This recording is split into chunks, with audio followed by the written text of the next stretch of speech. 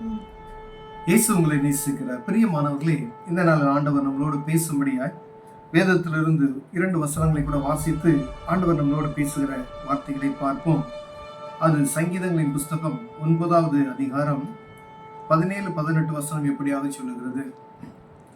துன்மார்க்கரும் தேவனை மறக்கிற எல்லா ஜாதிகளும் நரகத்திலே தள்ளப்படுவார்கள். எளியவன் என்றென்றைக்கு மறக்கப்படுவதில்லை, சிறுமைப்பட்டவருடைய நம்பிக்கை ஒருபோதும் கெட்டு போகுவதில்லை. துன்மார்க்கனும் தேவனை மறக்கிறவர்களும் மறக்கிற எல்லா ஜாதிகளும் மனுஷர், அதாவது அத்தனை கண்டத்தில் இருக்கக்கூடிய மனுஷர்கள், ஒவ்வொன்றும் இந்தியா இப்படி ஒவ்வொரு தேசத்தில் இருக்காங்க, அத்தனை தேசத்தில் இருக்க ஜனங்களும் அவருடைய தெய்வத்தை மறக்கக்கூடிய ஒரு சூழ்நிலை வறுமையாக நரகத்திலே தள்ளப்படுவார்கள் என்று எழுதியிருக்கிறது. பிரியமானவர்களே, யார் நரகத்திலே தள்ளப்படுவார்கள்? ஆண்டவரை அறிந்து, அவரை தெரியும், அவர் தான் சர்வ வல்லமையுள்ள தேவன் என்று தெரிந்து கொண்டு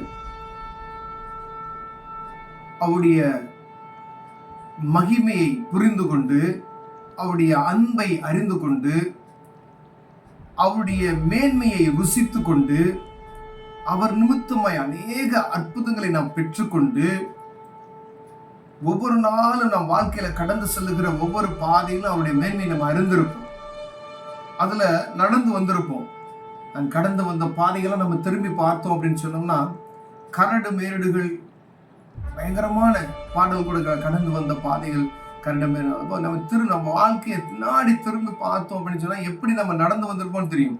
எவ்வளவு நெருக்கமான சூழ்நிலை ஆண்டவர் இன்னைக்கு நம்ம எப்படி வைத்திருக்கிறார் என்பதையும் நாம் தெரியும்.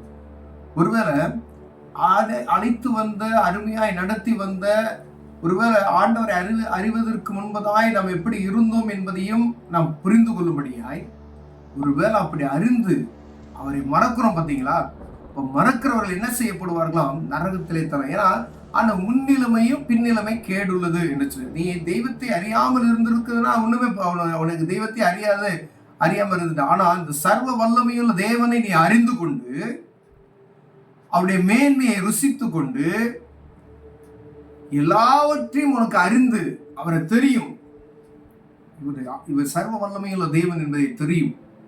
சிம்சோனுக்கு தெரியும், சிம்சோனு ஆண்டோடைய அந்த பிரசன்னத்தினா வளர்ந்தான் அப்படின்னு தெரியும். ஆனா பாருங்க, அவன் ஒரு சிறிய தவறு செய்கிறான். ஆண்டவர் மேல ஒரு கிருபையை வைக்கிறார். அவன் முடியெல்லாம் சரைக்கப்பட்டதும் கண்குருடாக்கப்பட்டிருக்கிறதை நாம் புரிந்திருக்கிறோம்.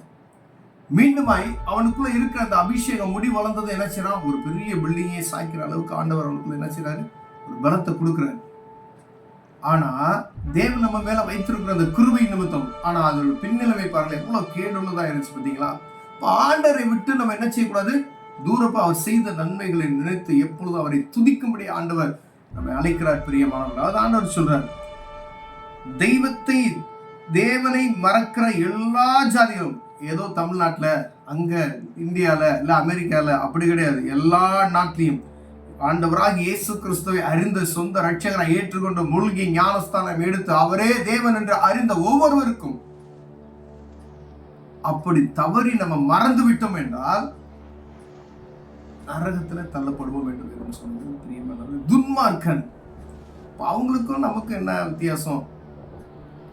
நம்ம ஆண்டவரை அறிவதற்கு முன்பு அது உலகத்துக்குள்ள இருந்தோம் பார்த்தீங்களா, எப்படி வேணாலும் இருக்கலாம் அப்படின்னு சொல்கிற வாழ்க்கை, அதுதான் துன்மார்க்கம். நான் எங்க வேணாலும் போவேன், எங்க வேணாலும் அவர் என்ன வேணாலும் செய்ய, யாரும் என்னை கேட்க முடியாது, எல்லாவற்றையும் செய்ய எனக்கு அதிகாரம் உண்டு.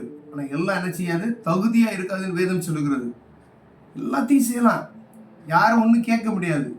ஆனா கர்த்தருடைய பிள்ளைகளுக்கு என்று சொல்லி சில கட்டுப்பாடுகள் இருக்கிறது. அந்த கட்டுப்பாடுகளுக்கு மீறி போகும் பொழுது அது ஆண்டவருக்கு பிரியம் இல்லாம, உங்க மனசுக்கு இது தவறு என்று உங்க இருதயத்துல படுது பார்த்தீங்களா, உள்ள லேசா தவறு அப்படின்னு சொல்லி பட்டாவே அது பாவம் தான், அதை செய்யக்கூடாது. அது மீறி நம்ம மனசுக்குள்ள பட்டுட்டு நம்ம செய்யறோம் பார்த்தீங்களா, அது என்ன செய்யணும்? துன்மார்க்கன் செய்யக்கூடிய காரியங்கள். துன்மார்க்கன் யாரையும் கேட்க மாட்டான், அவன் இஷ்டத்துக்கு போவான், அவன் என்ன வேணாலும் செய்வான். ஏன்னா தெய்வ பயம் அவனுக்கு கிடையாது. தெய்வனை மறக்கிறவர்கள் யாரு? தெய்வத்தை அறிந்த பின்பு மறக்கிறவர்கள். இப்ப 2 பேருக்கு ஒரே சமமான இடத்துல ஆண்டவர் நீதிக்குள்ள அந்த நியாய தீர்ப்பை கொடுக்கிறார். அப்ப அறிந்து கொள்ளப்பட்டவர்கள் எவ்வளவு ஜாக்கிரதை. இது கிருபையின் காலத்தில் இருக்கிறபடினாலே ஆண்டவர் உங்களுக்கும் எனக்கும் ஒரு மகிமையான ஒரு கிருபை வைத்திருக்கிறார். இயேசு கிறிஸ்துவின் ரத்தம் சகல பாவங்களை நீக்கி சுத்திகரிக்கும் என்று வேதம் சொல்லுகிற அந்த வார்த்தை வசனம், அது இன்னைக்கு வரைக்கும் அந்த பாவ மன்னிப்பு நமக்கு கொடுக்கப்பட்டு இருக்கிறது. ஒருவேளை ஆண்டவருடைய வருகை எந்த நாளிகையில இருக்கும் என்று யாருக்குமே தெரியாது. ஒருவேளை இந்த இரவு நம்ம படுத்துட்டு ஆண்டவர் வந்துட்டாருன்னு வச்சுங்களேன், கன்ஃபார்ம் நரகம். நாளைக்கு தான் இன்னும் 2 வருஷம் சொல்றேன், 2024 வருஷம் எதுதானே சொல்லிட்டு இருக்காங்க. எத்தனையோ போதர்கள் பிரசங்கிப்பார்கள், பேசிக்கிட்டே இருக்காங்க, அற்புதங்கள் நடந்துகிட்டே இருக்கு. ஆனா வேதத்தினுடைய காரியங்களும் நடந்துகிட்டே இருக்கு, வேதத்துல எழுதப்பட்ட காரியம் நடந்துகிட்டே இருக்கு. 2 ஈக்குவலா போயிட்டு இருக்கு. ஆனா எந்த நேரத்துல வருவாருன்னு தெரியாது. ஆனா நாம் அறிந்து கொள்ளப்பட்டவர்கள், அவரை அறியாதவர்களும் ஆண்டவரை தேடுகிறதுல குறைவில்லாதபடிக்கு அவருடைய சத்தத்துக்கு செவி கொடுக்கிறவர்களாய் அவரை தேடினாலும் கண்டுபிடித்துக் கொள்ளணும், தடவினாலும் ஆண்டவரை பிடித்துக் கொள்ளணும் வேதம் சொல்லுவார். ஒருவேளை இதுல குறைச்சல்களாய் இருப்போமே, தெய்வத்தை மறந்து போய் இருப்போமே, ஆனால் தூரப்பட்டு இருப்போமே, ஆனால் ஆண்டவர் உங்களோடு தான் பேசுவார். அன்பு சகோதரி, அன்பு சகோதரி, சமூகத்துல அர்ப்பணிங்க.